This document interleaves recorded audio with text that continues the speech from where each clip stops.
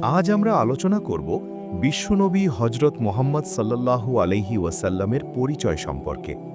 তার পিতার নাম আবদুল্লাহ, যিনি মক্কার কুরাইশ গোত্রের একজন প্রখ্যাত ব্যক্তি ছিলেন।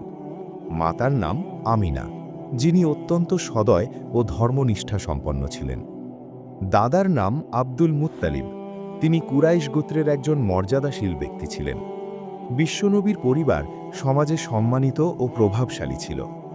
হজরত মোহাম্মদ সাল্লাল্লাহু আলাইহি ওয়াসাল্লাম ৫৭০ খ্রিস্টাব্দে মক্কায় জন্মগ্রহণ করেন।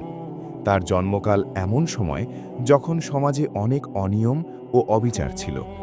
তার জীবন শিক্ষা দেয় সহানুভূতি, ন্যায়পরায়ণতা এবং আল্লাহর প্রতি বিশ্বাসের গুরুত্ব। তিনি মানবজাতির শেষ নবী এবং সর্বশ্রেষ্ঠ শিক্ষাদাতা। আজকের এই সংক্ষিপ্ত পরিচয় আমাদের স্মরণ করিয়ে দেয় কিভাবে আমরা তার শিক্ষা অনুযায়ী জীবনযাপন করতে পারি।